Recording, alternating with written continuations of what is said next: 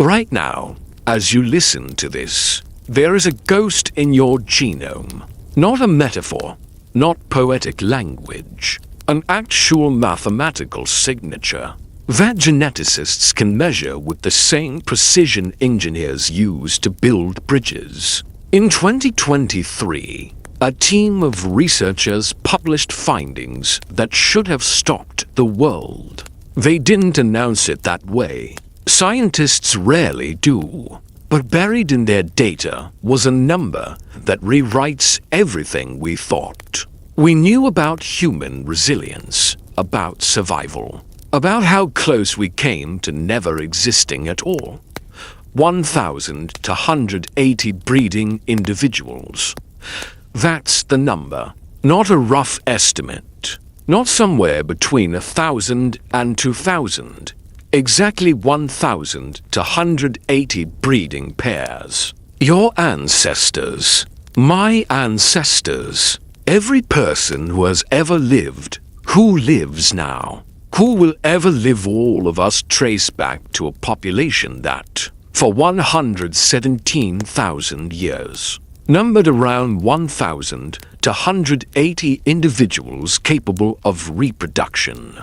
Let me say that differently so you can feel the weight of it. For a period longer than modern humans have existed as a species, longer than we've had language or art or civilization, your ancestral population was smaller than a mid-sized high school. Small enough to fit in a couple of office buildings. Small enough that if you gathered them all in one place, you could see every single human being in existence from a single hilltop. This happened 900,000 years ago, and it lasted for 117,000 years, if you're using this video to fall asleep. That's exactly why I make these. The facts are real, the science is solid.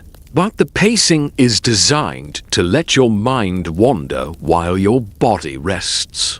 So maybe subscribe and tell me where you're watching from and what time it is where you are. I always check the comments, and there's something beautiful about it. Berlin at breakfast, and Boston at bedtime, Mumbai at midnight, and Melbourne at dawn.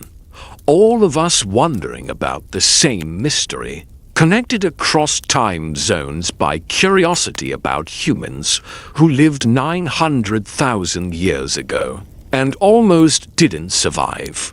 Almost didn't survive. That's the part that should terrify us. That's the part that should fill us with a strange, uncomfortable gratitude. The researchers who discovered this weren't looking for a bottleneck. They were studying something else entirely, analyzing the genomes of modern humans, from populations across the globe, building family trees that stretch back through time, by measuring the accumulation of random mutations in our DNA. Think of it like counting rings in a tree. Except the rings are genetic changes, and the tree is humanity itself. What they found didn't make sense at first. There was a gap, a silence in the genetic record. Around 900,000 years ago, human genetic diversity, the natural variation that occurs in any healthy population, collapsed. It didn't decline gradually, it crashed. A 99% population reduction, from perhaps 100,000 individuals to barely over 1,000.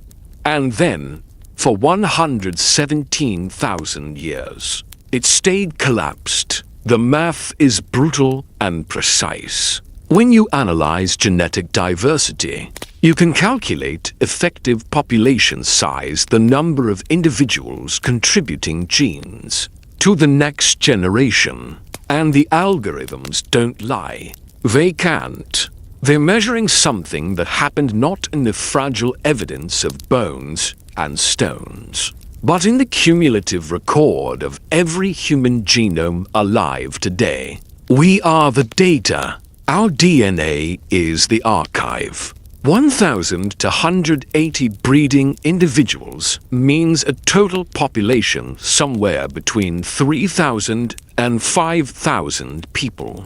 When you include children, elderly, and those who for whatever reason weren't having offspring, imagine that. For over 100,000 years we can barely comprehend. Years that contain more human lifetimes than we can count the entire human population. Could have fit inside a large sports stadium with seats to spare. This is what geneticists call a population bottleneck. But that term doesn't capture what it really means. A bottleneck isn't just a decline. It's a near-extinction event. It's looking at the full majesty of human history, all the cities we built, all the wars we fought, all the art we created, all the love and suffering and triumph and tragedy, and realizing that it all, every bit of it, depends on 1,000 to 180 people who refused to disappear. And here's what haunts me about this. Here's what I want you to understand before you drift off to sleep tonight. We don't know why it happened. We don't know exactly where these 1,000 to 180 people were. We don't know what they looked like, what language they spoke if they had language at all in the way we understand it. We don't know their names. We never will. But we know they survived. We know it with mathematical certainty, because if even one generation in those 117,000 years had failed of disease or predators, or climate or simple bad luck had pushed the population below the minimum viable number, you wouldn't be here. I wouldn't be here. There would be no humans, no cities, no music, no philosophy, no questions about where we came from or where we're going. Everything we are, everything we've ever been, passed through a genetic needle's eye 900,000 years ago. And somehow, impossibly, we made it through. The study that revealed this was published in the journal Science by a team led by researchers in China and Italy, using something called FitCola coalescent model that analyzes patterns of genetic variation across 3,150 for individual genomes from populations all over the world. The patterns were undeniable. Around 930,000 years ago, the human population began to crash. By 900,000 years ago, it had bottomed out, and it stayed there, teetering on the edge of extinction, until around 813,000 years ago. 117,000 years. That number should be carved into monuments. It should be taught in every school. It represents the longest sustained near-death experience in human evolutionary history. And we survived it. Somehow, against odds that would make any gambler walk away from the table. So as we journey through the next 2 hours together, that's what we're really asking. Not just what happened 900,000 years ago, but how? How did 1,000 to 180 people fragmented, vulnerable, clinging to existence in a world that seemed designed to kill them hold on long enough to become us? What did they have that we've inherited? What changed in them, in us, because of that crucible? And maybe most importantly, what does it mean to be alive knowing that you are the answer to a question posed by extinction itself? The ghost in your genome isn't haunting you. It's whispering a secret that took 900,000 years to tell. You come from survivors, not the lucky ones, not the strongest or the smartest or the fastest, just the ones who refused to let go. The ones who held on through 117,000 years of silence. And now, tonight, you're here. And so am I, and so are all the people watching this from every corner of the planet. 8 billion descendants of 1,000 to 180 souls. 8 billion proofs that survival is possible even when the math says it shouldn't be. That's where we begin. With a number, with a ghost, with the mathematical certainty that you almost never existed, and the humbling, staggering fact that you do. To understand what 1,000 to 180 people means to really feel the weight of that number, pressing down on human existence, we need to leave the comfortable abstraction of genetic data and go back, not to a laboratory, not to a computer model, but to the world itself, the Middle Pleistocene, 900,000 years ago, a planet that was, in almost every measurable way, trying very hard to kill us. Close your eyes for a moment and imagine it. Not the Africa of nature documentaries, with their golden savannas and dramatic sunsets and the comforting voice of a narrator assuring you that life finds a way. No, this was Africa in crisis. Africa in the middle of a climate catastrophe that would last hundreds of thousands of years. Africa becoming something it had never been before. Something humans were spectacularly unsuited to survive. The forests were dying, not slowly, not gently, every 40,000 years, like a cosmic metronome of destruction. The Earth's climate lurched. The planet's orbital eccentricity, the shape of our path around the sun, was shifting on a cycle that geologists can measure in ice cores and ocean sediments. And every time it shifted, Africa convulsed. The lush forests that had sheltered early humans for millions of years were retreating. Rainfall patterns that had been stable for eons became chaotic. Rivers that had flowed for countless generations dried to dust. Lake systems that had supported vast ecosystems shrank, then vanished entirely, leaving only cracked earth and the bones of animals that had depended on water that would never return. And in their place, grassland.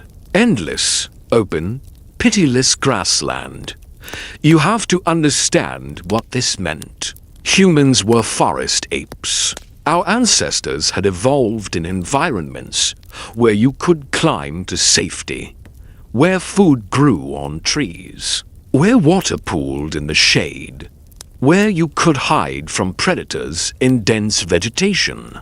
We were adapted for vertical complexity, for a world of layers and shadows and places to disappear. The savannah offered none of that.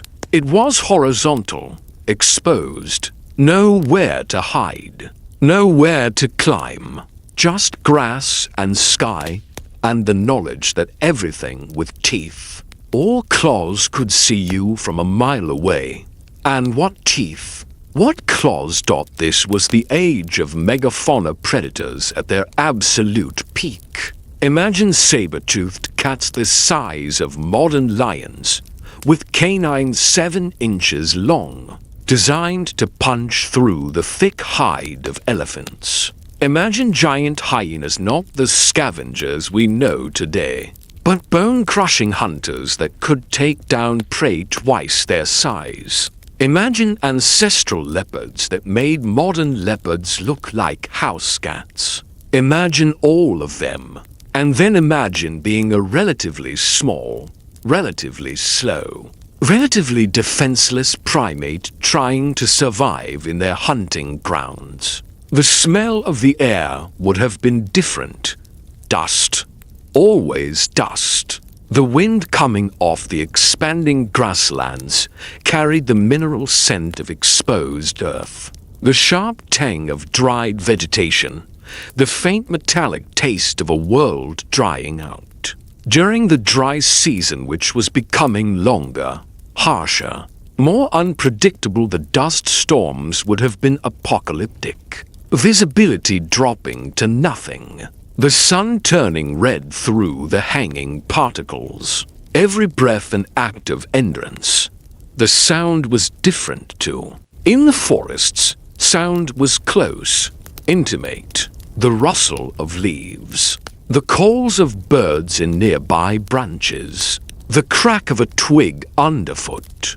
But on the savannah, sound traveled. The roar of a predator could carry for miles. The thunder of hooves, massive herds of animals moving in search of water announced itself long before you saw it. And at night, the silence was different.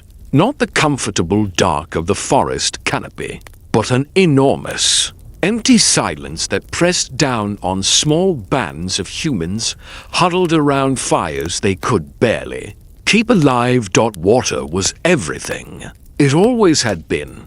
But now it was the difference between life and death measured in days, not weeks. The few remaining water sources, the rivers that hadn't dried completely, the waterholes that still held moisture through the dry season, became killing fields. Because every animal left alive knew where they were. The herbivores came at dawn and dusk, desperate and dangerous in their own right. And the predators came when the herbivores came.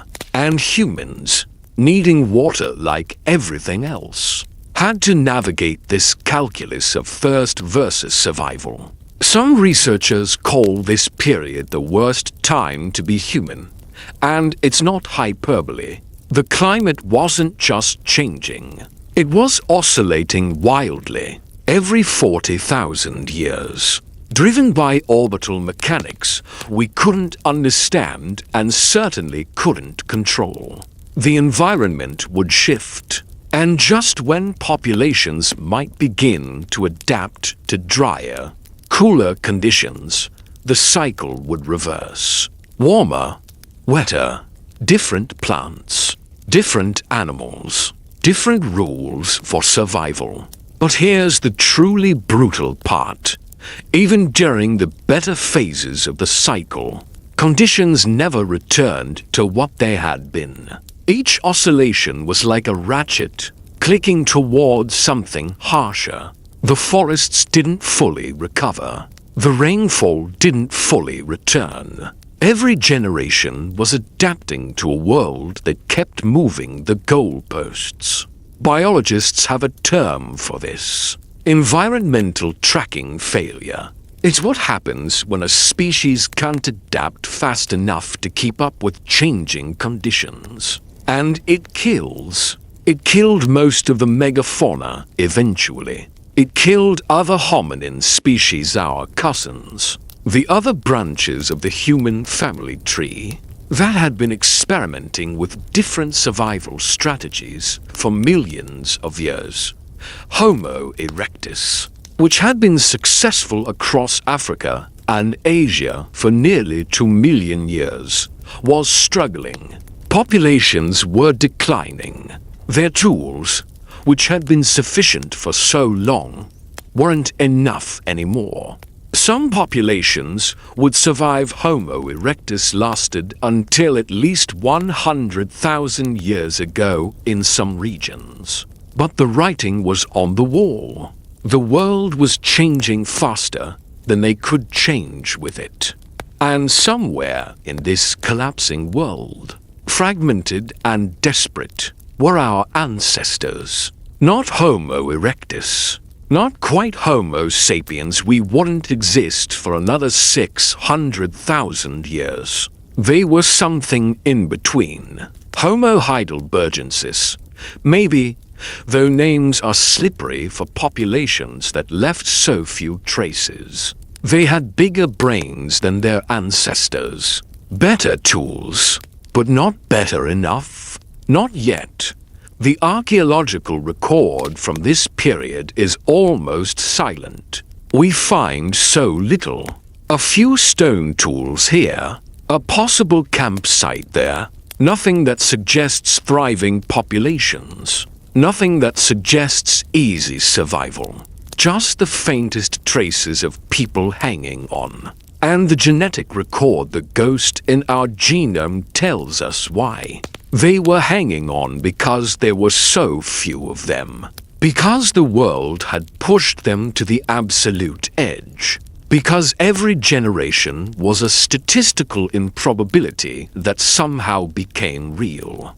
Climate doesn't care about individual suffering. Evolution doesn't care about hope or courage or determination. But somehow, in this world that wanted us gone, 1,000 to 180 breeding pairs found a way. Not to thrive, not to expand, just to persist. Generation after generation after generation. For 117,000 years, this was the crucible. This was the furnace in which whatever we became was forged. And as you drift toward sleep tonight, maybe picture it. Not with fear, not with despair, but with a strange kind of awe. Because you are here, which means they survived this. All of it.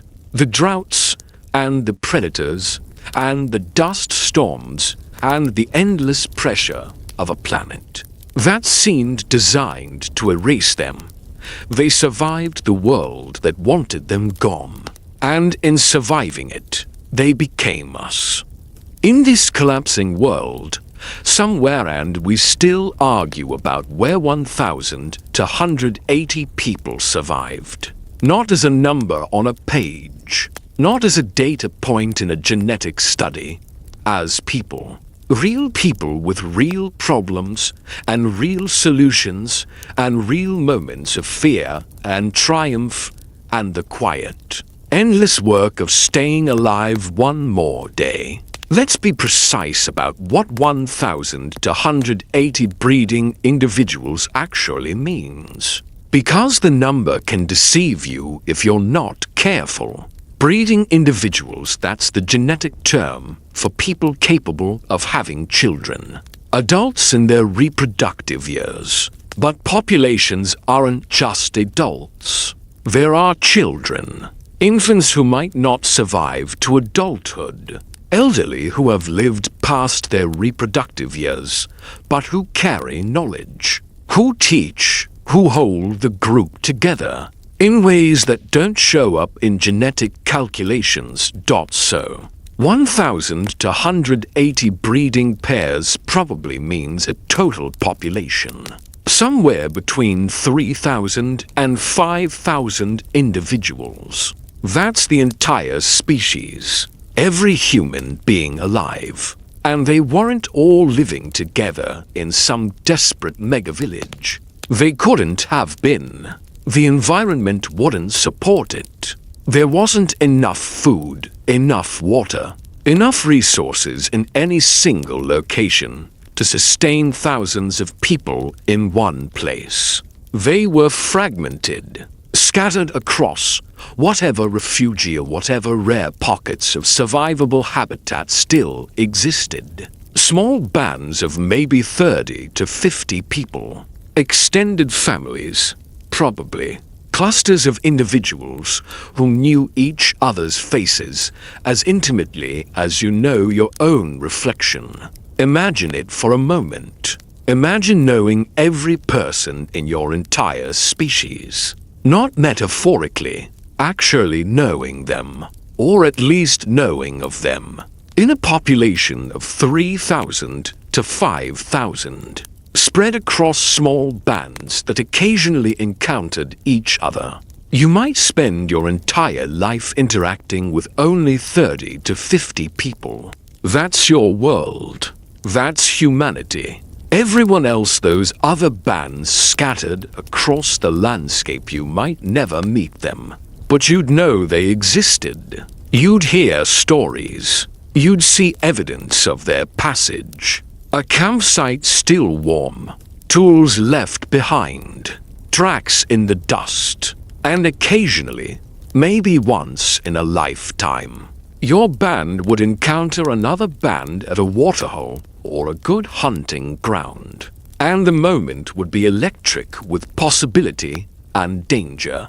Are they kin? Are they rivals? Are they potential mates who could diversify your dangerously limited gene pool? Because that's the other reality of 1,000 to 180 breeding pairs. Everyone was related. Not distantly, closely, intimately. The genetic diversity that we take for granted today, the fact that you can meet someone from across the world and they're genetically distinct from you in meaningful ways didn't exist. Everyone was cousin to everyone else. The line between family and tribe and species had collapsed into something small and fragile and precious. Let's spend a day with them. Not a dramatic day, not a hunting triumph or a narrow escape from predators. Just an ordinary day. Because ordinary days are what survival actually looks like. Dawn comes with the sound of birds, fewer species than there used to be, but still enough to mark the transition from night to day. The fire has burned low. Someone, probably one of the younger adults whose task this is, adds dried grass and blows gently until flames return. Fire is life. Fire is the difference between human and animal. Losing fire means days of work to create it again. Striking stone against pyrite. Nursing sparks into ember into flame. So fire never truly goes out. Someone is always responsible. The women, and yes, let's acknowledge that gender roles probably existed. Though perhaps not in the rigid forms we'd later invent are already moving. Children on hips or walking alongside. They're gathering, not wandering randomly, but with sophisticated knowledge of the landscape. They know which plants are edible and when. They know where to dig for roots during the dry season. They know which insects are protein-rich and which are poison. This knowledge is survival. A woman who can read the landscape, who can find calories where others see nothing, is worth more to the group's survival than any single hunter. The men, most of them, are preparing for the hunt. But it's not the dramatic chase you might imagine from nature documentaries. Most hunting is patient, tracking, reading signs in the dust, the depth of a hoofprint, the freshness of droppings, the pattern of disturbed vegetation, following for hours, sometimes days, waiting for the moment when exhaustion or heat or terrain gives you the advantage over an animal. That is faster and stronger than you will ever be. The tools they carry are sophisticated, not primitive. Never call them primitive. Each stone tool, the hand axes, the scrapers, the points represents hours of skilled work. You need to understand stone, how it fractures, which angle of strike will produce a sharp edge versus a useless shatter, which types of stone are best for which purposes. This is materials science. This is engineering. And every person in the band knows how to do it, because the alternative to knowing is death. They're talking as they work. We don't know what their language sounded like, whether it was modern language with full grammar and syntax, or something simpler, or something we wouldn't quite recognize as language at all. But they're communicating, planning, teaching children, telling stories. Humans have always told stories. It's possibly the thing that kept us alive. Stories about where the waterhole is. Stories about which predators hunt at which times. Stories about the band that used to camp near the big rock before they disappeared one dry season and were never seen again at around midday. The heat becomes unbearable. Everyone who can seeks shade. This is when the group rests. When children play in ways that teach them survival skills without knowing they're being taught. When elders work on tools or repair clothing animal skins, carefully scraped and softened, held together with sinew thread. When someone tends to a wound because infection is always waiting, always ready to kill, and someone is always watching. For predators, for other humans who might be desperate enough to be dangerous, for changes in the weather, for the dust cloud that means animals are moving and you need to move too, or be trampled, or be caught between the herd and the predators following it. The evening hunt, if it's successful, means food, meat, fat, protein, calories that will keep everyone alive another few days. If it's not successful, and often it's not, then everyone eats what the gatherers found. Roots, seeds, the small game that women and children caught. Insects, whatever provides energy. There is no pickiness when you're one bad week away from starvation. Night falls and the fire grows brighter. This is the social time, the time when bonds are reinforced, when disputes are settled, when the group remembers it's a group and not just individuals competing for resources. Because here's what the bottleneck taught humanity. What 117,000 years of teetering on extinction's edge burned into our genetic memory. Cooperation wasn't a moral choice. It was thermodynamics. Groups that cooperated survived. Groups that didn't vanished. Natural selection didn't care about individual strength or intelligence. If that individual couldn't work with others, the lone genius who invented a better tool but couldn't share knowledge. Dead. The strongest hunter who hoarded food. Dead. The group that descended into constant internal conflict. Dead. Every person alive today descends from the cooperators, from the sharers, from the individuals who understood that in a population of 3,000, your survival and everyone else's survival were the same thing. They weren't saints. They were desperate. But desperation, when you're smart enough to think past tomorrow, teaches you that kindness isn't weakness. It's strategy. It's the only strategy that works when you're down to 1,000 to 180 breeding pairs. And every loss is catastrophic. So they shared meat. They shared knowledge. They shared fire and shelter and protection.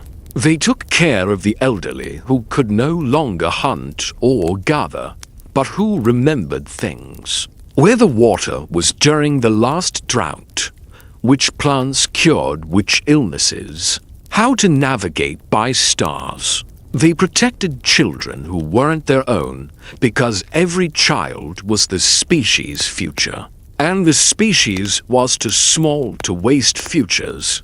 And somehow, impossibly, it was enough. Not comfortable, not easy, not anything you'd choose if you had better options. But enough. Enough to make it through another day, another season, another generation.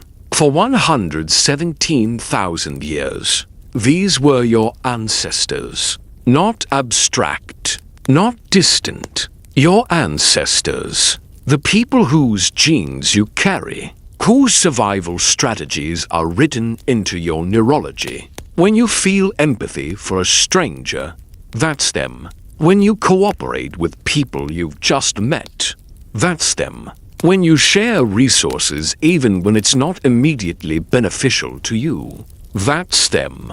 You are what 1,180 people became when they had 117,000 years to learn that survival means connection, that intelligence means cooperation, that humanity, at its core, is not about being the strongest or the fastest or the most fierce. It's about being the ones who held on to each other when everything else was trying to pull us apart. For 117,000 years, they held on. 5,000 generations of humans, living and dying and passing their genes forward through a genetic needle's eye. So narrow it seems impossible they threaded it at all. And here's what haunts archaeologists. What keeps paleontologists awake at night? What creates an uncomfortable tension between what geneticists know and what we can actually prove with our hands? We have almost no fossil evidence from this period. The silence isn't just genetic. It's archaeological. It's physical. For more than 100,000 years of human existence, a span of time longer than modern civilization, longer than agriculture, longer than cities or writing or any of the things we think of as definitively human, our ancestors left almost no trace. No bones, no camps, no clear evidence that they were even there. And you might think, well, of course, it was 900,000 years ago. Things decay, time erases, but that's not quite right. We have fossils from before the bottleneck. We have fossils from after. We have fossil evidence of other animals that lived during this exact period, the predators, the prey, the entire ecosystem. We can reconstruct the climate from ice cores and ocean sediments. We can identify which plants existed from pollen trapped in ancient soil layers. But humans? The 1,180 who should be the most important people in our entire evolutionary history. They're ghosts, genetic certainties with almost no physical form. Welcome to the problem of the fossil silence, and welcome to one of the most frustrating, fascinating puzzles in all of human evolutionary studies. Let's start with what we do know. Fossilization is rare, profoundly rare. Think about every animal that has ever died, billions upon billions of creatures, across hundreds of millions of years. Now think about how many of them became fossils. The percentage is so small, it's almost meaningless. Most things that die simply rot. Bacteria and insects and weather and time reduce them to nothing. Bones scatter, flesh disappears. Within years, sometimes months, it's as if they never existed. For something to fossilize, you need specific conditions. The body needs to be buried quickly by sediment, by volcanic ash, by mud in a flooding river. It needs to be in an environment where decomposition is slowed underwater, in a cave, somewhere protected from scavengers and the elements. And then, over thousands and millions of years, the minerals in the surrounding sediment need to replace the organic material in the bones. Atom by atom, turning biology into geology. It's not impossible. It happens. We have fossils. Museums are full of them. But it's rare enough that when you're dealing with a small population, really small, 3,000 to 5,000 individuals total, scattered across fragmentary habitats, your odds of finding them approach zero. The math is brutal. Let's say you have 3,000 people alive at any given time during the bottleneck. Let's say the average lifespan is 30 years, which is probably generous for the middle Pleistocene. That means you're getting about 100 deaths per year.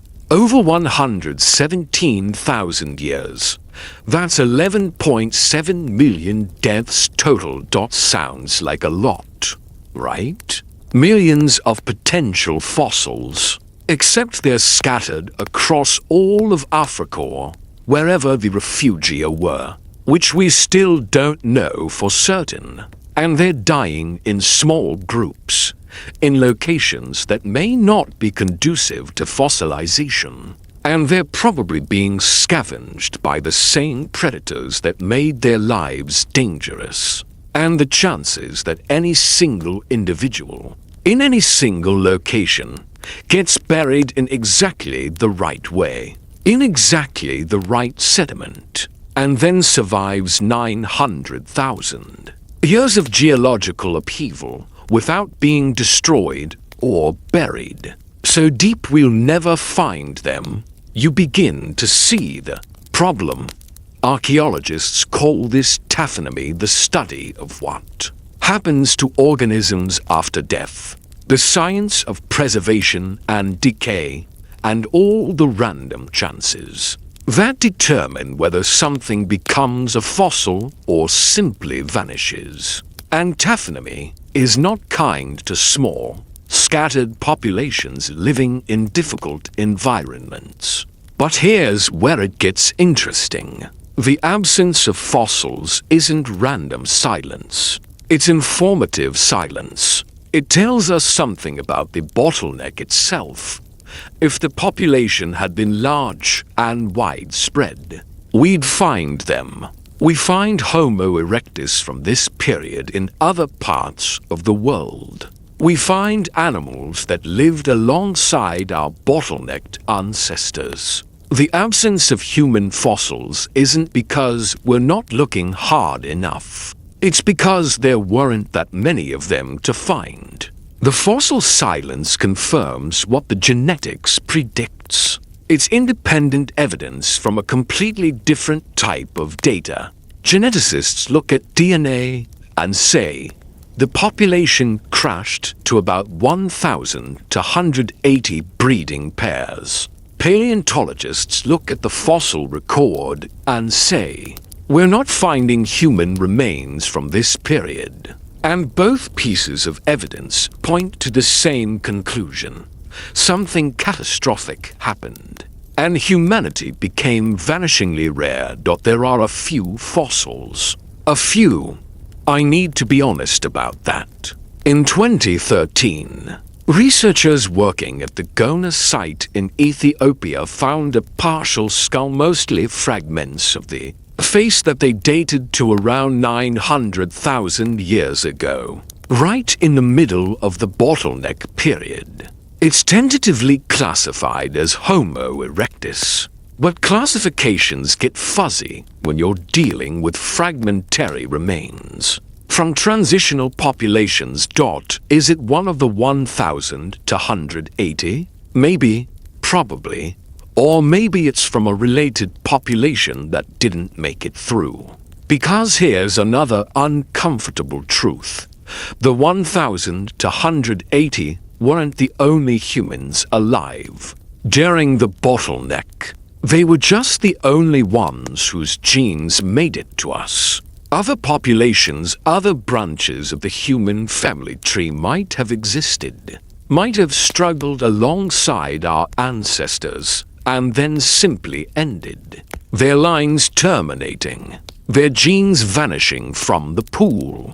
Evolution is full of dead ends, and our 1,000 to 180 was simply the ones who happened not to be one. But that skull fragment from Gona, it's something. A physical anchor for what genetics tells us. A reminder that the ghosts were real. There are other finds too. Tools, mostly. Stone artifacts that we can date to the bottleneck period. Evidence of controlled fire at sites like Gesher Bennett Yaakov in Israel. Though that's at the edge of the date range, about 790,000 years ago, right as the bottleneck was ending. These tools tell us that whoever made them was sophisticated. They understood symmetry. They could plan ahead.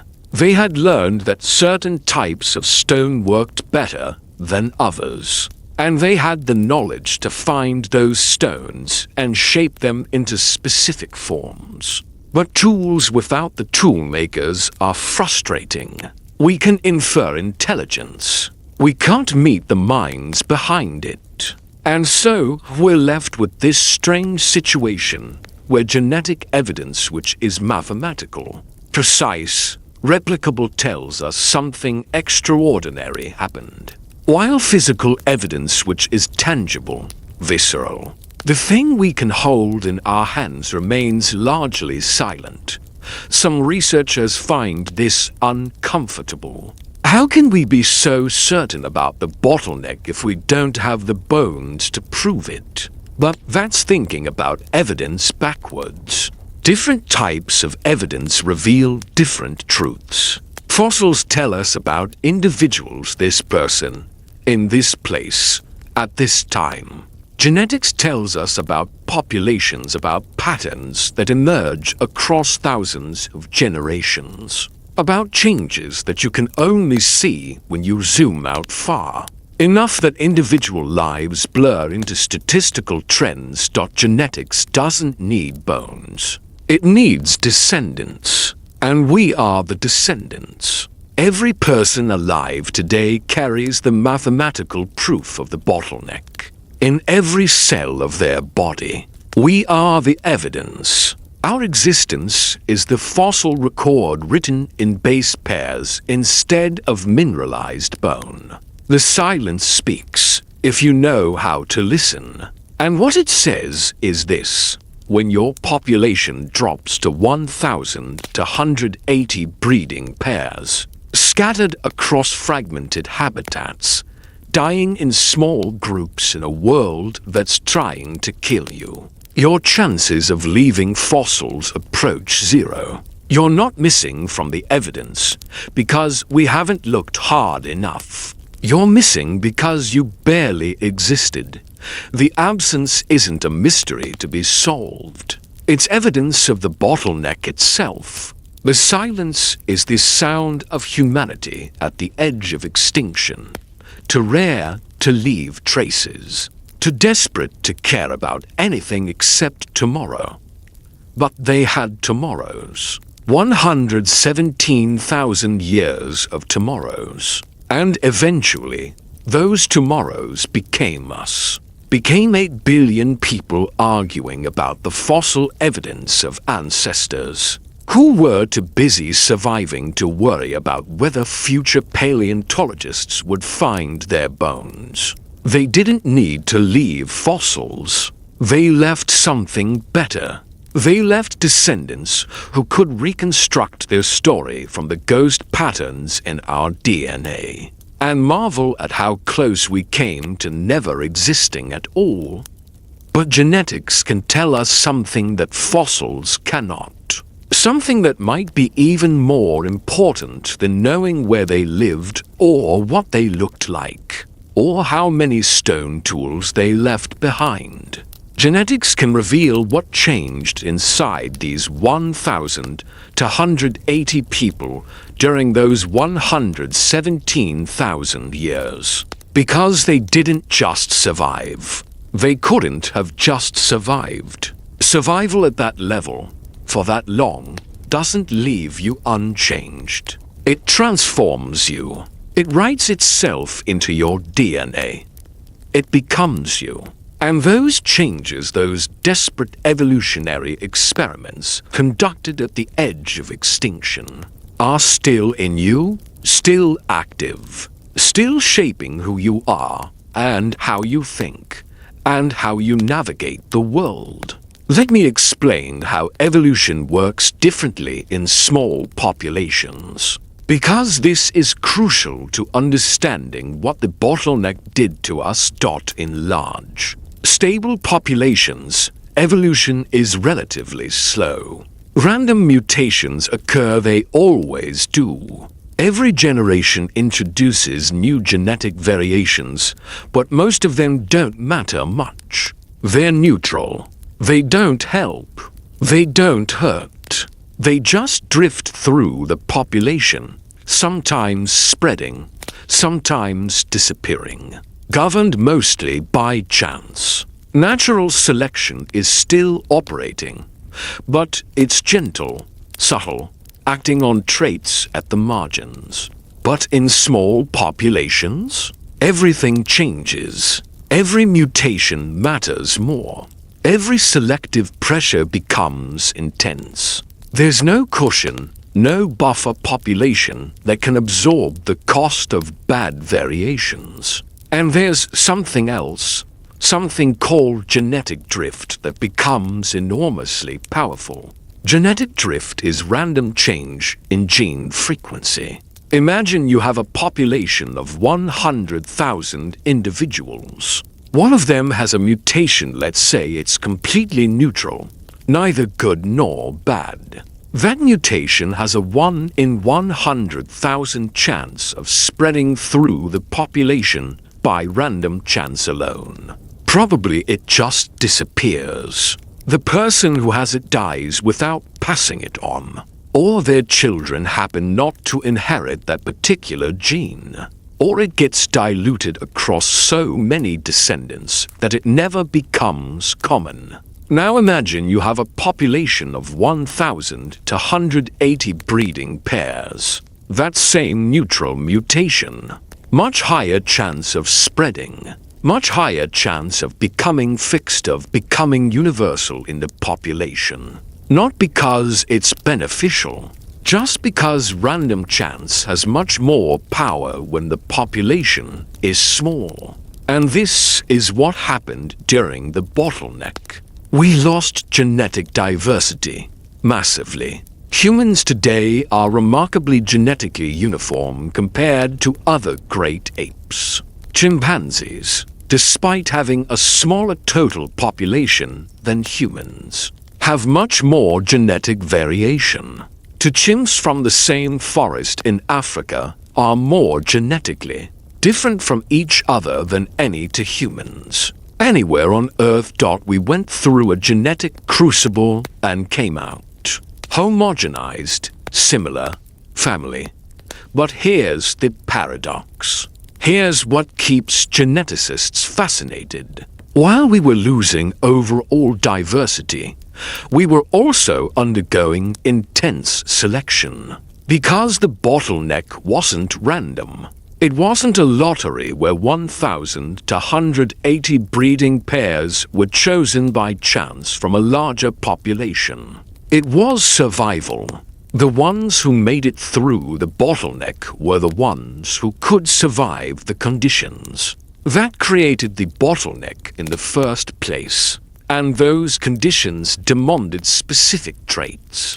Cognitive flexibility, the ability to adapt behavior when old strategies stopped working. Social cooperation, because groups that worked together survived, and groups that didn't. Reduced aggression, at least internal aggression.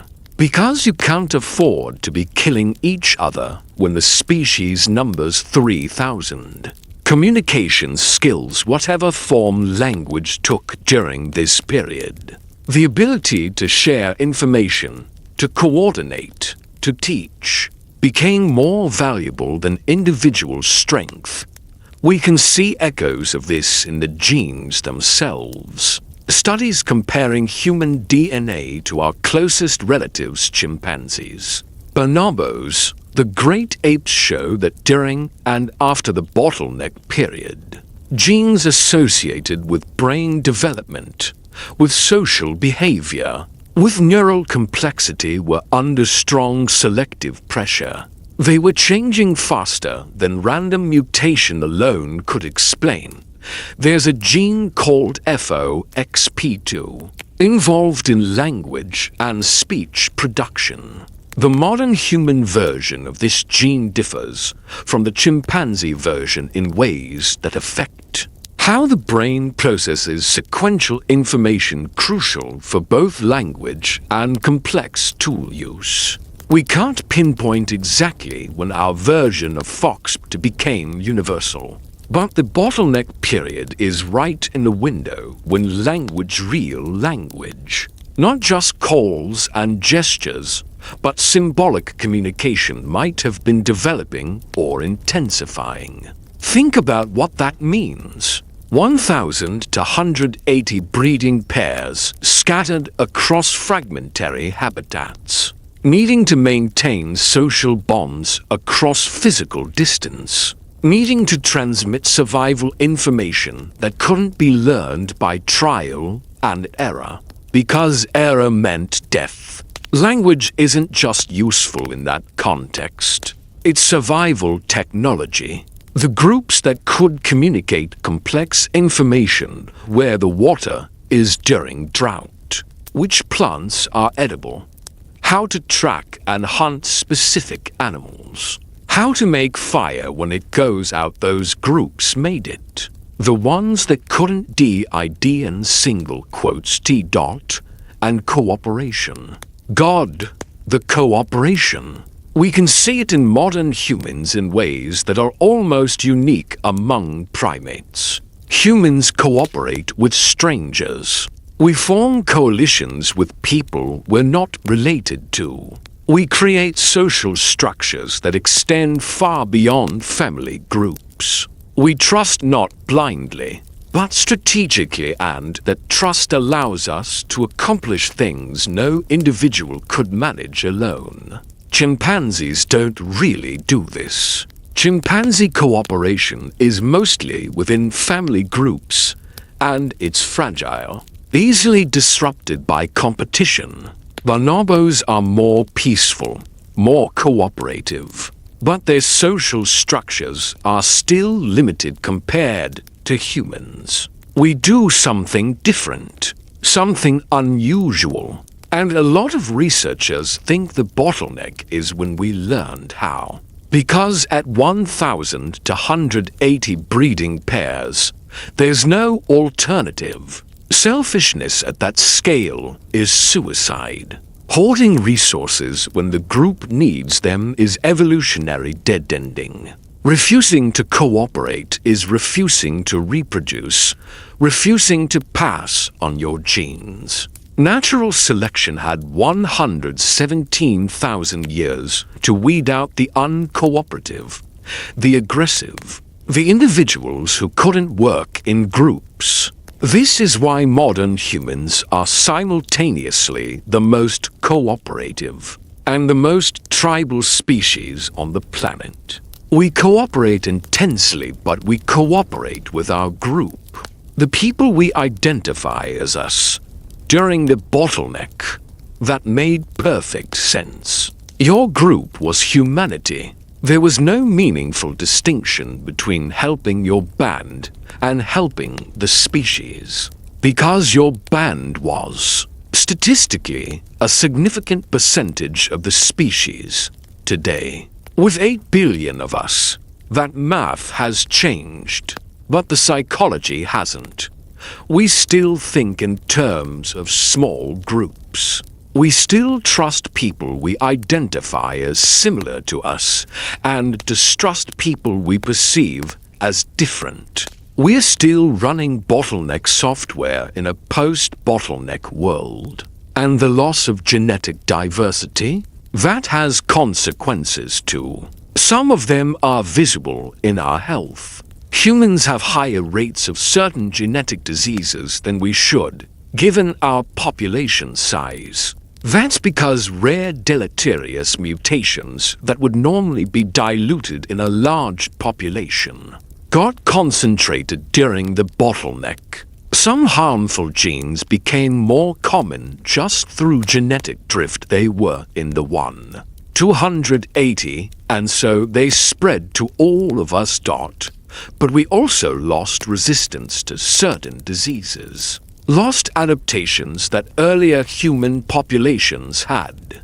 Lost genetic tools that might have been useful. Evolution doesn't plan ahead. It doesn't keep backups. When the population crashes, whatever genes are in that surviving group become humanity's entire genetic toolkit. Everything else is gone. And yet, Impossibly, it was enough. The 1000 to 180 carried enough genetic diversity to rebuild, to expand, to eventually become billions. It was close, perilously close to the minimum viable population that geneticists calculate for long-term species survival. Any smaller, and we might have entered what's called an extinction. Vortex where the population is so small that inbreeding and genetic drift and random catastrophe combine to push you towards zero, no matter what you do. But we didn't hit that point. We bounced off the absolute bottom and slowly, across tens of thousands of years, began to recover. The bottleneck shaped us, made us more cooperative, more cognitively flexible, more capable of symbolic thought and complex communication, more similar to each other genetically, more vulnerable to certain diseases, but more resistant to others, more tribal, but paradoxically more capable of large-scale cooperation. You are the product of evolutionary desperation, of 117,000 years of selection, so intense that only specific types of humans psychologically, behaviorally, genetically made it through. The traits you have, the way you think, the social instincts you take for granted, they were forged in that crucible. And as you drift towards sleep, maybe sit with that for a moment. You come from survivors, yes, but more than that. You come from cooperators, from people who learned that survival meant connection, that intelligence meant sharing, that being human meant being part of something larger than yourself. The bottleneck took almost everything from us, almost all our diversity, almost all our numbers, almost our entire existence. But it gave us something too. It gave us each other. It made cooperation not just advantageous, but necessary. Not just useful, but definitional. And 900,000 years later, you still feel it. In small kindnesses, in sudden trust, in shared effort. Not morality, not culture, not education. The bottleneck remains active, shaping us, whispering one truth, together, or not at all. Sometime around 813,000 years ago, something began to shift. Not suddenly, not dramatically. Evolution never flips a switch, but slowly, measurably, written into the genetic record with the same mathematical certainty that revealed the bottleneck itself. The human population started to recover, not explode, not boom, recover, carefully, tentatively, like a patient who has been critically ill for years and is only just almost impossibly beginning to heal. The question that keeps researchers awake at night is deceptively simple. Why then? What was different about 813,000 years ago that wasn't true at 900,000 or 850,000? Or any of the thousands of generations in between? What changed in the world or in humans themselves that allowed 1,000 to 180 breeding pairs to become 2,000, then 5,000, then more, spreading across a landscape that had been trying to erase them for over 100,000 years? There is no single answer, only theories. Careful inferences built from climate records, archaeological fragments, and the logic of evolutionary ecology. But taken together, they tell a coherent story. The climate was stabilizing, not returning to what it had once been. That world was gone. reshaped by orbital mechanics and feedback loops that had created the bottleneck in the first place. But the violent oscillations, the brutal 40,000-year swings that had repeatedly collapsed ecosystems, were easing. The transitions grew less severe, the extremes slightly less extreme. We can see this in the geological record. Ocean sediment cores show shifts in temperature and precipitation. Antarctic ice cores reveal changes in atmospheric composition. Pollen preserved in ancient African lake beds shows modest vegetation recovery, not lush forests. Not abundance, but enough to create pockets of stability, where survival required slightly less desperation. Slightly less is everything. At the absolute edge of extinction, a small reduction in pressure marks the difference between decline and recovery. Not thriving, just surviving well enough that populations sometimes grow instead of shrink. But climate alone isn't enough to explain what happened. Other hominin species experienced the same easing of pressure, and many of them continued to decline. Homo erectus populations kept shrinking. Other archaic human groups, known only through fragments of bone and stone, faded entirely. Our ancestors did something different. The bottleneck had changed them, and those changes were beginning to pay off. The tools were improving, not through a sudden revolution, those are rare and slow, but through refinement. Around 800,000 years ago, stone tools show greater precision and consistency. Shapes suggest planning. Execution suggests an ability to hold a finished form in the mind and patiently work toward it. This is cognition made visible. The intense selection pressures of the bottleneck favored flexibility, foresight, and problem-solving. Those traits expressed themselves in tools that worked better, lasted longer, and extracted more value from limited effort. And the social structures were solidifying. This is harder to see directly, but impossible to ignore. For a population to recover from bottleneck levels, bands cannot remain isolated.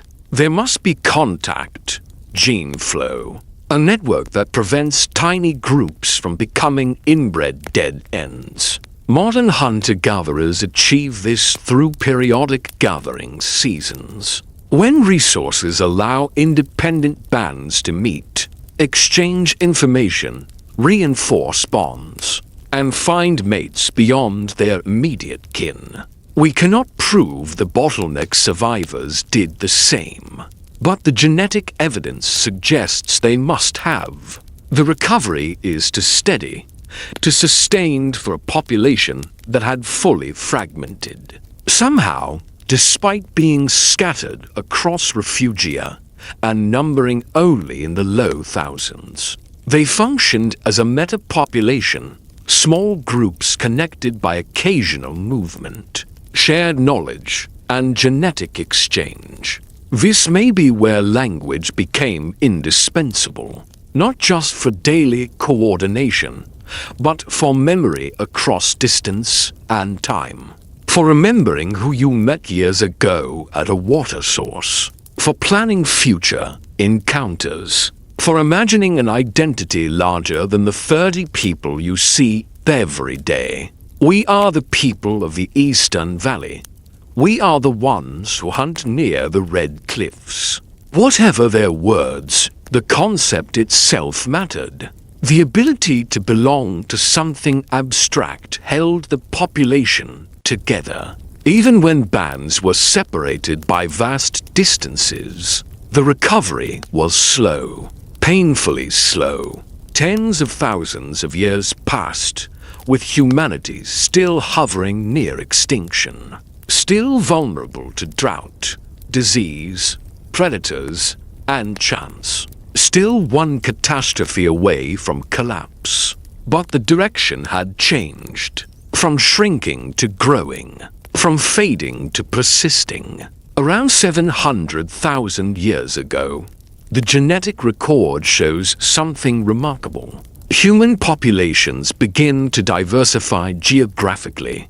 Groups spread outward from African refugia, exploring and occupying new territories. The descendants of the bottleneck were becoming multiple populations connected, but distinct. This is when the lineages that would become modern humans, Neanderthals, and Denisovans began to diverge. Not clean splits evolution is never clean, but gradual differentiation shaped by geography, local adaptation, and reduced mixing.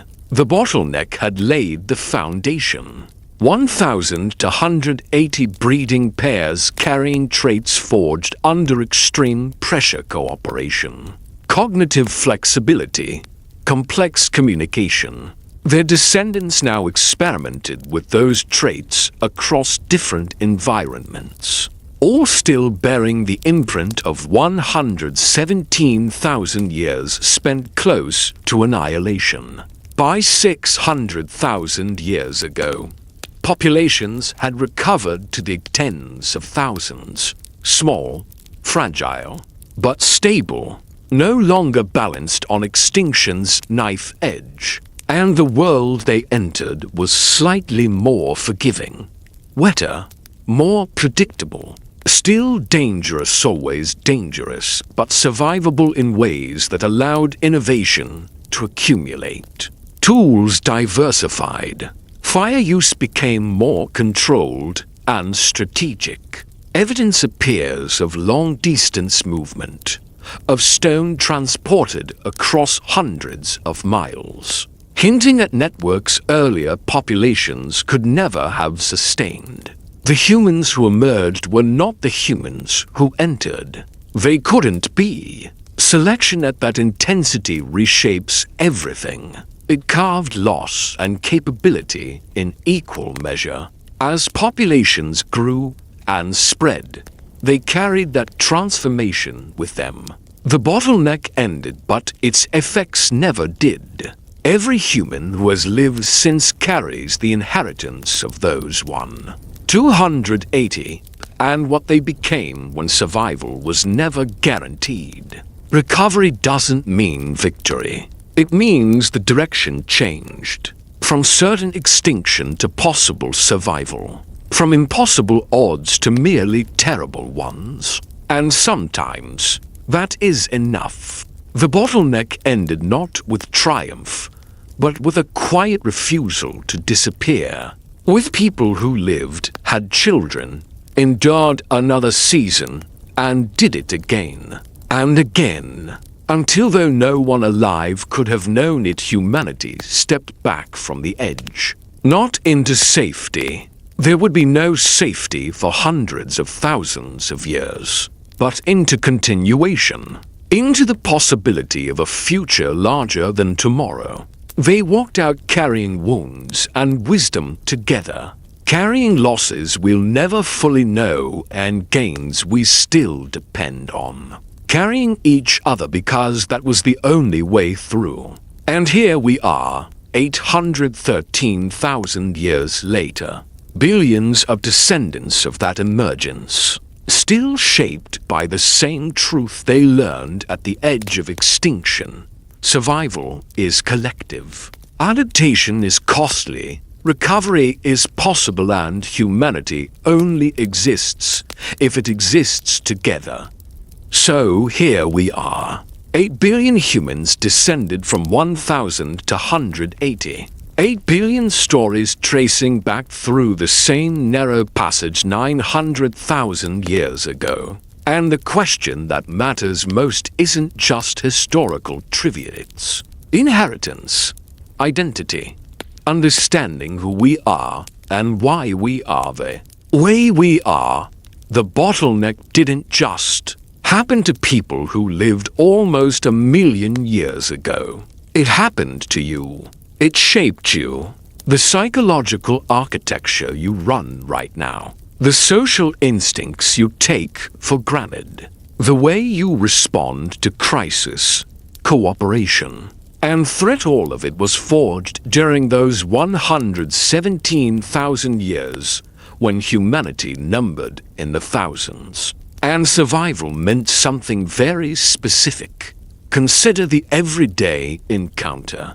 You meet a stranger on a bus, at work, standing in line, and within seconds, before conscious thought fully engages, your brain calculates friend or threat, in group or out group, someone to cooperate with or avoid. You don't think about it. It happens automatically, running on software hundreds of thousands of years old. That's the bottleneck. That's the inheritance of 1,000 to 180 breeding pairs who couldn't afford mistakes in social judgment. Every interaction mattered. Every alliance was crucial. Every betrayal catastrophic. Natural selection honed your ancestors' social radar with exquisite precision, and you inherited it. And then there's cooperation. Humans do something unusual in the animal kingdom. We cooperate with strangers. We form teams with people unrelated to us. We build organizations, communities, and civilizations far beyond the family units most animals operate within.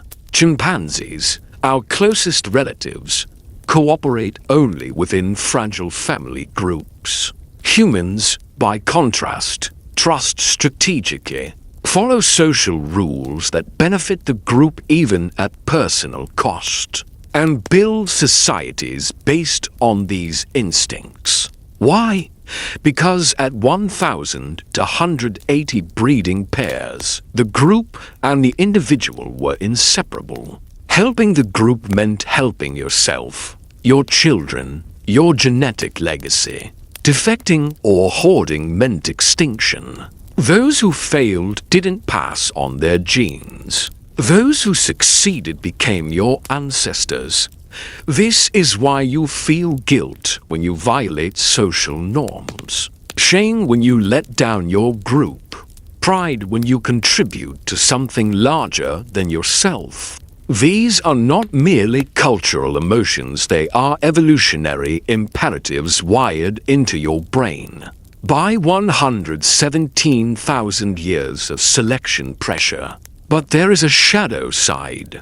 The same forces that made us cooperative within groups made us intensely tribal between groups. The bottleneck taught precision in defining us versus them, fostering trust within boundaries and suspicion outside them. This made perfect sense when your band was a large fraction of humanity, protecting your resources, defending your territory, prioritizing your band. These were not selfish choices. They were survival strategies. Today, with 8 billion people, the math has changed, but the psychology hasn't. We still think in small group terms, still identify us, and then based on superficial markers, still cooperate fiercely within our perceived group and compete outside it. This is the bottleneck running in a post-bottleneck world. Software designed for populations of thousands navigating billions. It produces tribalism, nationalism, racism, but also loyalty, sacrifice, and the ability to build collectively what no individual could alone. The bottleneck's legacy also emerges in crisis, pandemics, natural catastrophes, emergencies. They trigger the instinct to cooperate. Strangers help strangers. Resources are shared. Competition gives way to collective action. This is disaster altruism. Humans who could not shift from competition to cooperation during existential threat did not survive. You descend from those who did. That instinct remains active in you, firing in neurons when you witness suffering, act generously, or contribute to collective effort. There is another layer to this inheritance, one that shapes your imagination, your creativity, your ability to plan. The bottleneck forced humans to think ahead, to solve problems collectively, to predict the consequences of actions across time and space. Every technological advance, every strategy for hunting, gathering, and surviving scarcity required foresight and collaboration. You carry this cognitive scaffolding in your brain, the ability to envision solutions before they exist, to imagine outcomes beyond the immediate moment, to coordinate action across hundreds or thousands of people who will never meet. It is why humans build cities, cultivate civilizations, invent technologies, and yet still stumble over the very challenges that the bottleneck trained us to navigate. And yet, there is vulnerability woven into this inheritance. The same instincts that allow brilliant cooperation also allow fear, paranoia, and rigidity to flourish. When we perceive threat, even imagined, exaggerated, or abstract, our brains default to patterns that once kept small bands alive. Distrust outsiders, prioritize your immediate group, hoard resources, defend territory. These reactions, once life-saving, now shape geopolitics, social divisions, and environmental conflicts. The bottleneck is still whispering in our neurons, reminding us that survival depends on us versus them, even when them is now billions of other humans sharing a fragile planet. This inheritance is not static. It interacts with culture, technology, and circumstance. It is active in every act of kindness, every moment of solidarity, every collective effort that surpasses individual gain. It is present when volunteers respond to disaster, when scientists collaborate internationally, when communities organize to protect vulnerable members. It is our oldest software running in the most complex hardware ever created. It is both instinct and strategy, primal wiring and conscious choice, survival encoded in behavior. And here is the most profound truth. The bottleneck didn't just give us survival skills. It gave us moral imagination, the capacity to envision futures that do not yet exist, to make choices not for immediate gain, but for the welfare of generations we will never meet. That is why humans create art, law, science, and philosophy. That is why we can choose empathy over apathy, vision over inertia. Because our ancestors were forced to imagine the consequences of every action, to understand that what we do to others shapes the fate of all. You can resist this inheritance. Modern individualism celebrates self-made heroes and lone genius. And innovation does come from individuals. But species survival, especially through crises, has always been collective. 900,000 years ago, when humanity numbered 3,000, cooperation was not a philosophical choice, it was mathematics, physics, the only path away from extinction. Today, that connection is obscured by scale, complexity, and civilization's buffers. But it remains. When existential stakes rise, humans respond as the bottleneck taught us, by cooperating, innovating, adapting, and remembering that survival is never an individual project. This is your inheritance from the 1000 to 180. Not just genes, but a deep, ancient understanding encoded in your psychology, sociology, and neurology, survival is a group endeavor. Intelligence manifests in cooperation.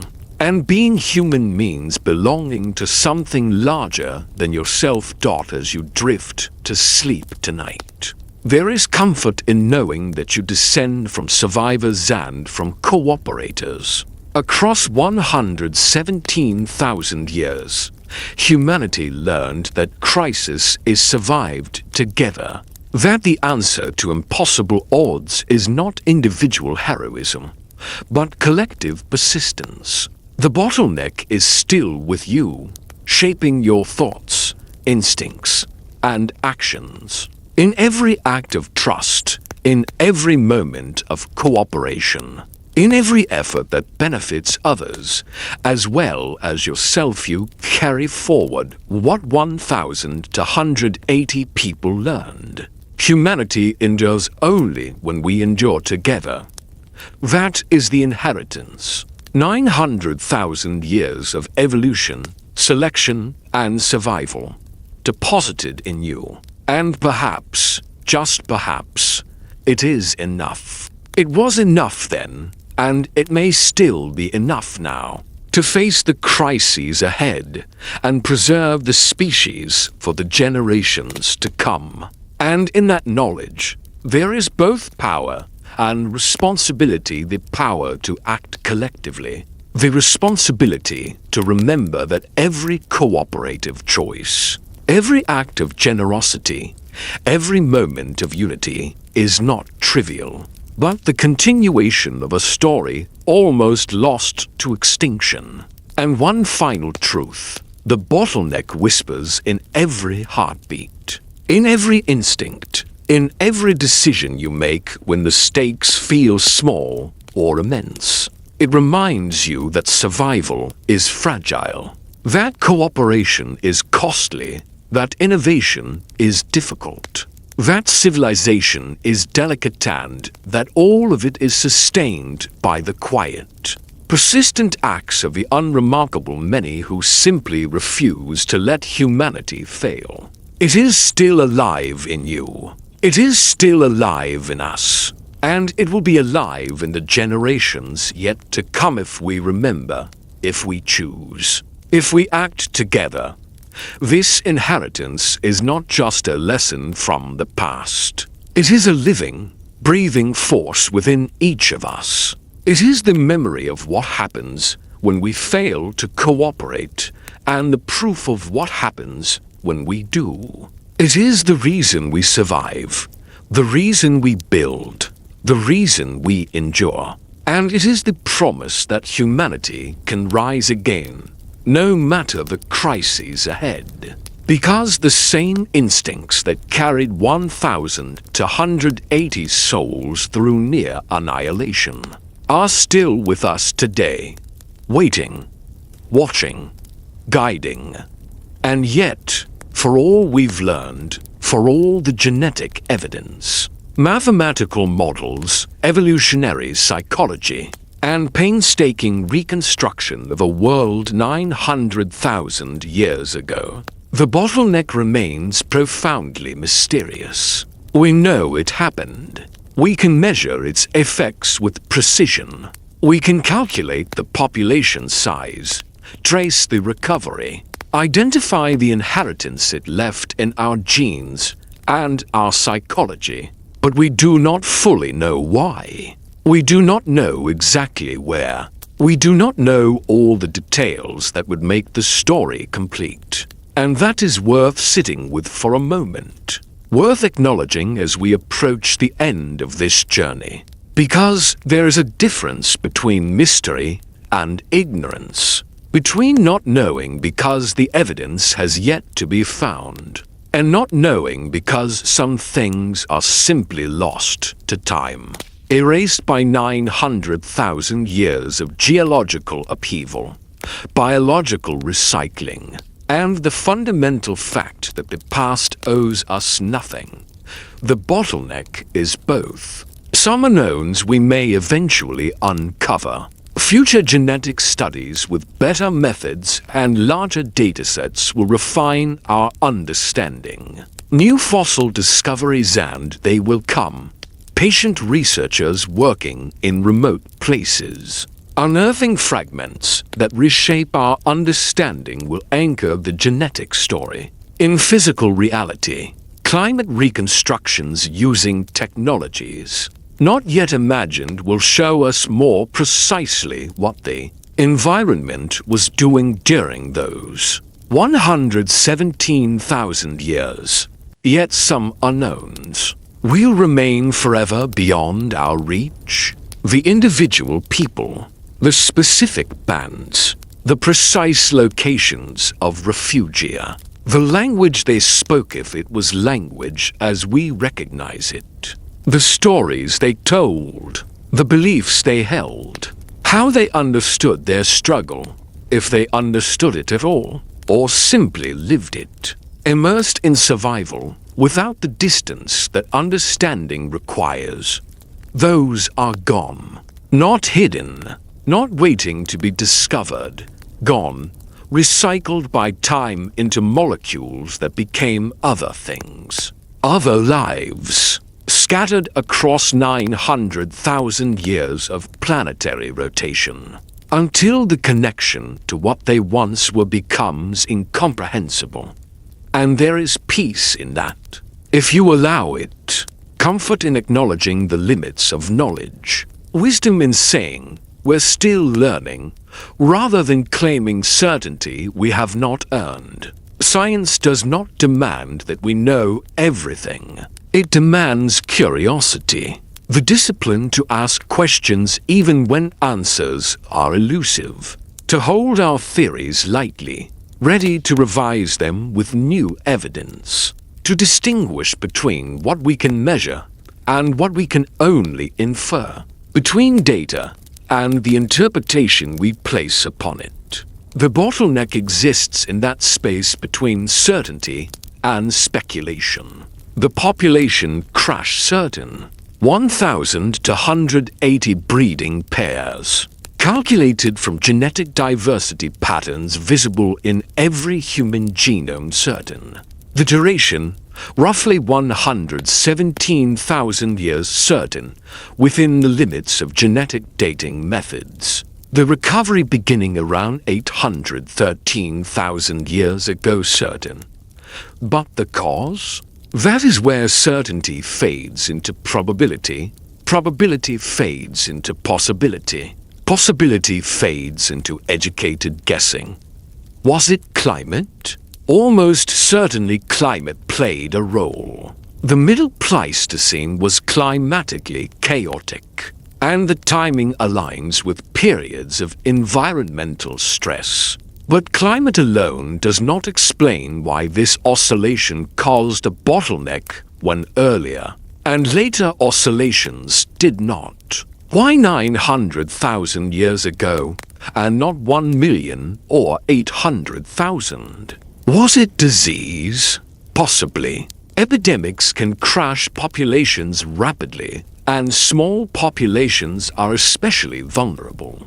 A disease that killed even 30% of an already small population could trigger collapse. But diseases rarely persist for 117,000 years. They burn through populations and leave survivors with resistance. Unless it was multiple diseases over millennia, or a constantly endemic threat, we have no evidence. And we would not. Diseases do not fossilize. Was it competition with other species? Other hominins? Other predators? Maybe Homo erectus was still present, still competing. Megafauna predators were abundant, but our ancestors had faced competition for millions of years. Why would it suddenly become catastrophic? Was it a combination? Almost certainly.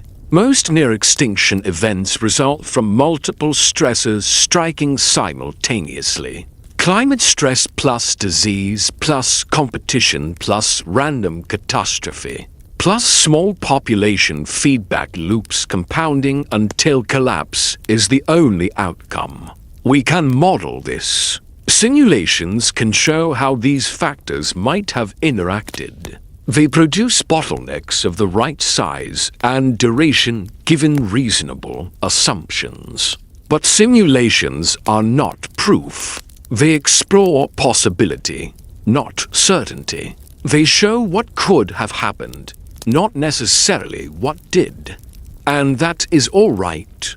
That is how science works when investigating an event 900,000 years ago that left almost no physical trace. You work with fragments. You build models. You test predictions. You remain open to being wrong. You pursue understanding while acknowledging uncertainty. Popular science often smooths over uncertainty, presenting knowledge as more certain than it is. Audiences want complete answers, tidy narratives. But sometimes the most honest statement is, we don't know, not as defeat, not as failure, but as accurate representation.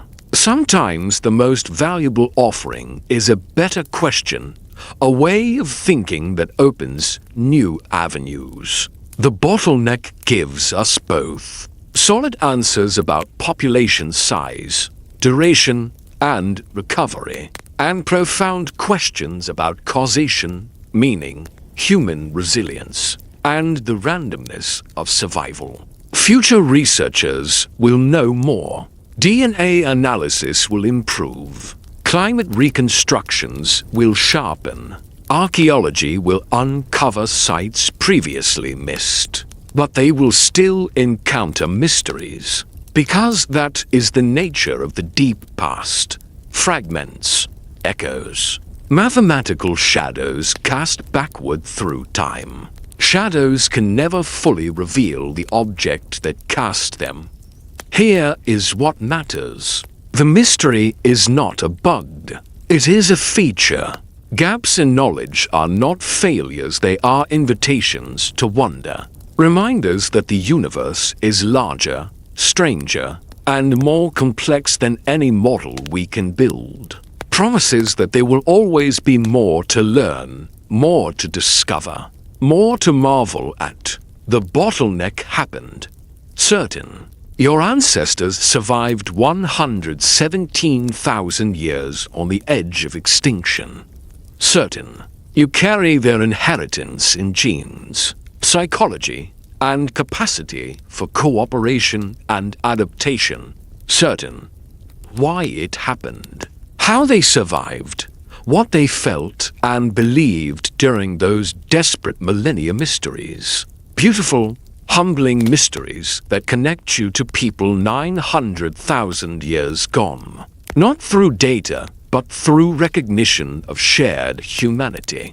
Some mysteries are not puzzles to solve. They are invitations to wonder.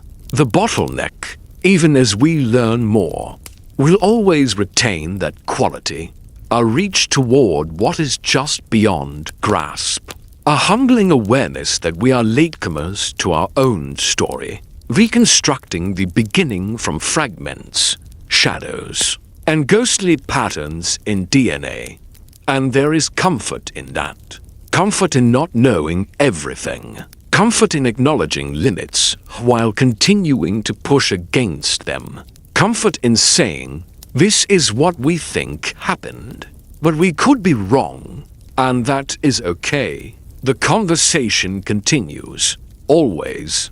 Researchers debating, discoveries prompting revisions, technologies revealing what was invisible.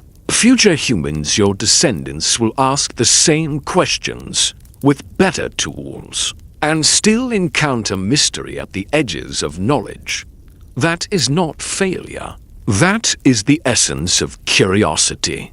To find answers and see new questions open behind them. To learn more while the horizon of unknown expands faster than knowledge can catch up. The bottleneck will never be fully known. Too much time, too few traces, too many variables. And that is perfect. It means the story is not over. Wonder remains. Discoveries await. Connections between past, present, and future still lie ahead. Rest easy with the mystery. Let it be what it is, a reminder that you descend from people whose full story will never be told, but whose existence is undeniable.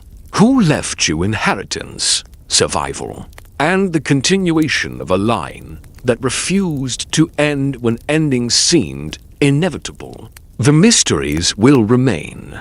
That is the gift, not the problem. The invitation, not the failure. Sleep well with the questions. They are good company, often better than answers. So now we come back, all the way back. Back from the Middle Pleistocene to the present moment. Back from a world of stone and ice and constant danger to this quiet, ordinary miracle of awareness you hear, reading or listening. Alive in a world shaped by people who never imagined you. Back from 1,000 to 180 souls clustered at the edge of extinction to more than 8 billion humans, scattered across the planet. Back from the narrowest passage our species ever faced to this vast, complicated present where humanity is everywhere at once. Back to now. Because this story was never really about the past alone. It was about continuity, about how something so fragile did not break. We began with a number that felt abstract, almost unreal. 1,000 to 180 breeding pairs, a statistic extracted from genomes, a mathematical reconstruction of catastrophe. But over this journey, that number stopped being abstract. It became people, bodies, lives, children born into uncertainty, adults making decisions without knowing they were standing at the edge of extinction, elders carrying memory forward when memory itself was survival. They did not know they were special. They did not know they were rare. They did not know the entire future of humanity depended on them waking up tomorrow and doing the ordinary work of staying alive. And yet it did. We walked through their world, a planet that was colder, harsher, less forgiving than the one, you know. Climate swinging violently, landscapes transforming faster than adaptation could comfortably keep pace. Predators larger, stronger, perfectly evolved to kill. Resources unreliable. Safety temporary. Survival never guaranteed. We felt the pressure that compressed humanity into that narrow genetic bottleneck and held it there for 117,000 years, longer than civilization has existed. Longer than agriculture. Longer than writing. Longer than memory itself. We traced what survived. Not strength alone, not intelligence alone, but cooperation, flexibility, social cohesion, the ability to endure uncertainty without collapsing, the capacity to hold on when logic might have suggested letting go. And now, standing here at the far end of that story, it becomes impossible to ignore what it means. Every human alive today passed through that bottleneck. Everyone. No exceptions. No hidden branches. No alternate routes. Every lineage alive now, every language, every culture, every face. Every belief threads back through those same 1,000 to 180 breeding pairs. 8 billion people, differentiated by history and geography and experience, all sharing the same narrow origin point. The mathematics of that should stop you cold. Because this is not just ancestry in the abstract. This is specificity. If even one link in that chain had failed, if a single couple among those 1,000 to 180 had not survived long enough to reproduce, if a single child had died before passing their genes forward, the future would have shifted. Not slightly, radically. Different people would exist. Different combinations, different minds, different use. And push that far enough, and eventually, you disappear entirely. Not hypothetically, literally. You exist because they did not vanish. You are the statistical consequence of refusal, of persistence repeated over hundreds of thousands of years. You are the result of survival not once, but tens of thousands of times in a row. Generation after generation, without interruption. The unbroken chain did not snap. Not during climate collapse. Not during population collapse. Not during migrations into hostile environments. Not during disease, famine, predation, or disaster. It held. And it did not hold because humanity was protected or destined or favored by the universe. It held because small groups of people adapted faster than extinction could erase them. Because they cooperated when isolation would have killed them. Because they shared when hoarding would have doomed them. Because they adjusted behavior, tools, strategies, and social structures again and again in response to relentless pressure.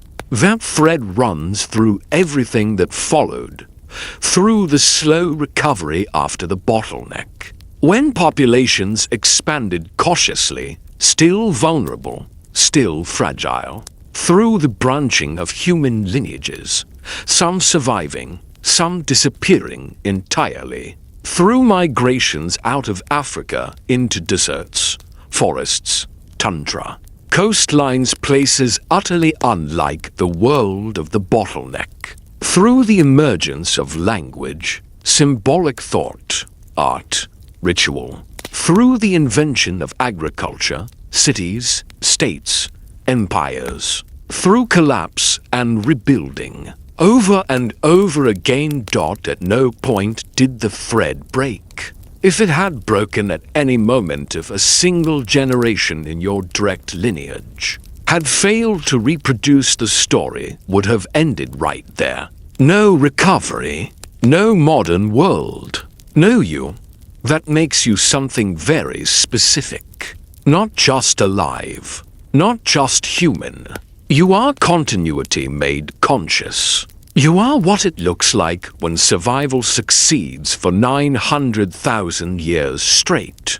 And this realization should do something to you. It should shrink ego and expand perspective at the same time. Because whatever differences feel enormous now, politics, borders, identities, conflicts, they exist atop a foundation far deeper and far more shared than we usually acknowledge. Everyone you meet carries the same inheritance, the same bottleneck, the same unbroken thread, the same proof that cooperation under pressure works. Even those you fear, even those you oppose, even those you cannot understand. This does not erase conflict, but it reframes it. It reminds you that the instincts driving division today evolved in a world where groups were small and threats immediate. It reminds you that the same evolutionary machinery that fuels tribalism also fuels loyalty, sacrifice, and collective survival. The bottleneck did not give us morality. It gave us tools. What we build with them is still our responsibility. And that responsibility matters now more than most moments in history. Because you live in a world of global-scale threats, climate change, pandemics, technological risks that echo the existential pressures of the bottleneck, but at planetary scale. The difference is that you see them coming. Your ancestors did not. They reacted. You can anticipate that knowledge is power, but only if it is used. The 1,000 to 180 survived without understanding the pattern they were part of. They did not know they were a bottleneck. They did not know they were all that was left. They simply adapted, cooperated, and endured. You, however, know the pattern. You can see how close extinction came. You can see what strategies worked. You can see that survival was never an individual achievement, it was collective, distributed, relational. That insight is not comforting by accident. It is comforting because it is earned. It tells you that survival is not guaranteed, but it is possible. That collapse does not have to be the end. That recovery, even after unimaginable loss, can happen. That a species reduced to almost nothing can become billions again. But only if the thread holds. You are part of that thread now, not symbolically, functionally. What you choose to support, build, tolerate, resist, pass on, these things matter because they influence whether continuity continues.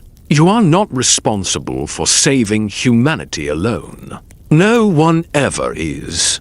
But you are responsible for not being the generation that lets the thread snap without trying to hold it. And when you cooperate with strangers, when you adapt to change instead of denying it, when you prioritize collective survival over short-term individual gain, you are not inventing something new. You are reenacting something ancient. You are deploying the same strategies that carried humanity through its worst crisis. That is the unbroken thread in action. As you move toward rest, toward sleep, toward the quiet where stories settle deeper than conscious thought. Carry this with you. You do not come from ease. You come from endurance. You do not descend from certainty. You descend from persistence in the face of uncertainty. You are here because people who had every reason to disappear chose, again and again, not to. They did not know your name. They did not know your world. But they built the conditions for your existence anyway. And as long as even one human remains, the thread continues. 900,000 years and counting.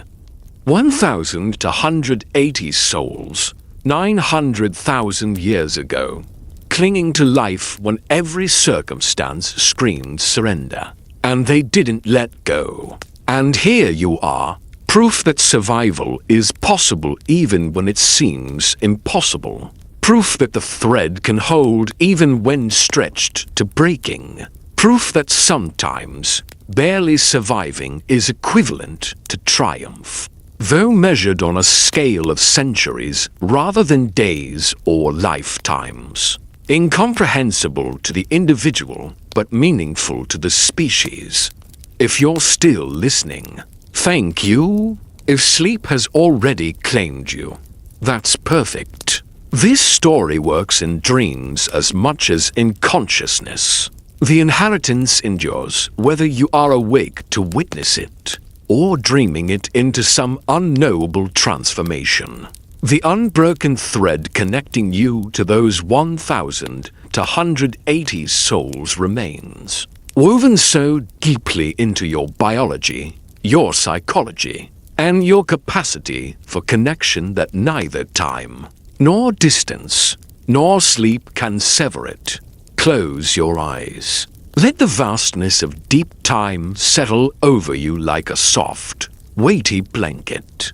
900,000 years.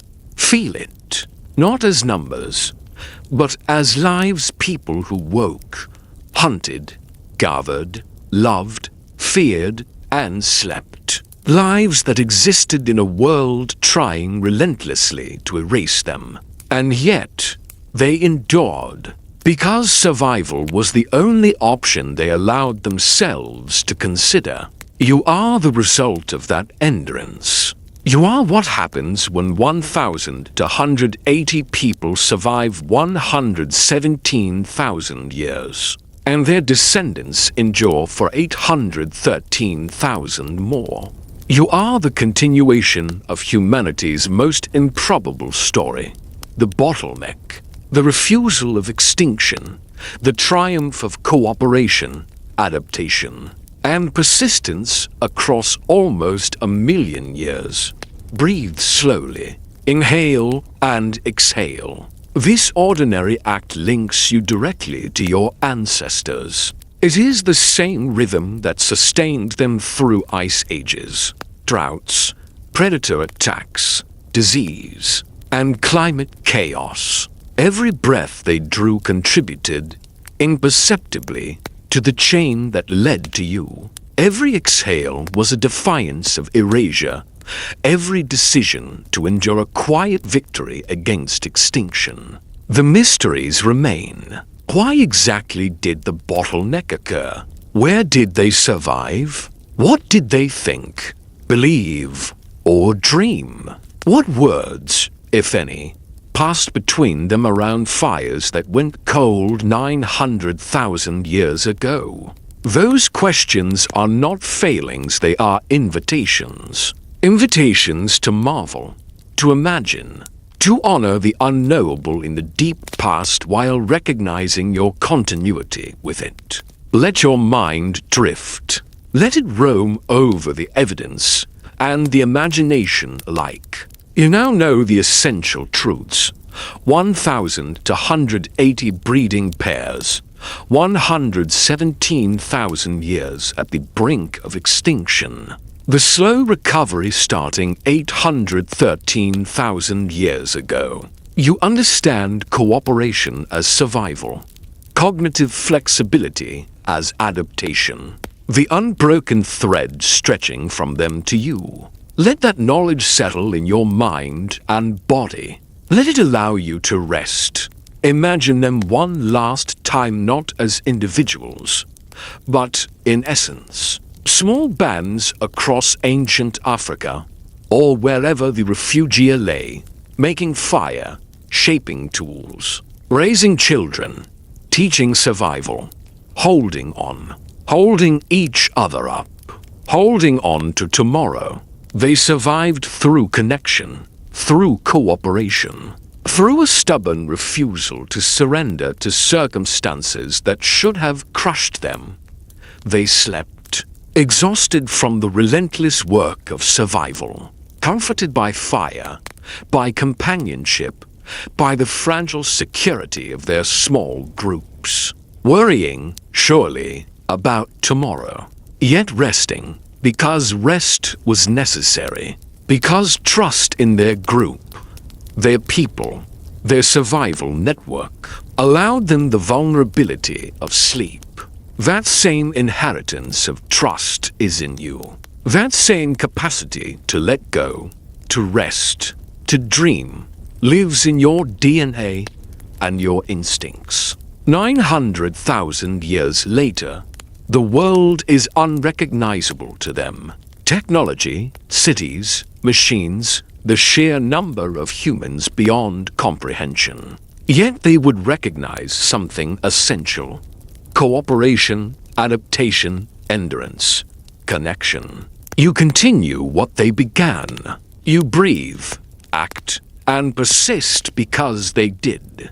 You hold on through challenges because their survival is encoded in your instincts, your capacity for foresight, your willingness to endure. The thread is unbroken. It is you. It is everyone alive. It stretches forward into futures we cannot predict, carried by descendants we will never meet, facing challenges unimaginable, yet holding on as their ancestors did. The inheritance is alive. The refusal to vanish is active.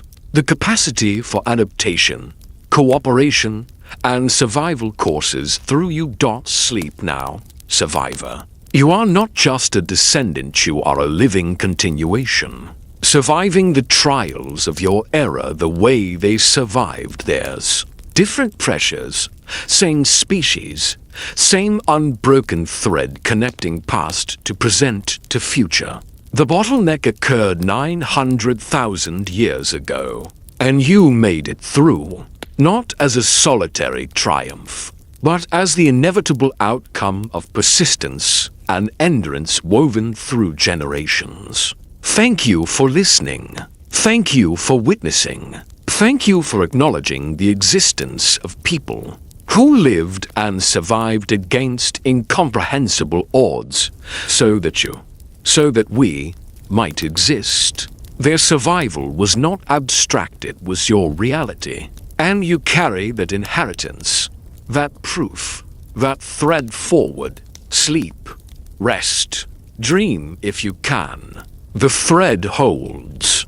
The story continues. You continue. The bottleneck is past, but its legacy is alive in you. 8 billion people, one thread, 900,000 years of survival and counting. And tonight, you are part of that continuation. Good night. Sleep well. The survivor you are is the witness and the heir to everything they achieved. The thread continues, and so do you.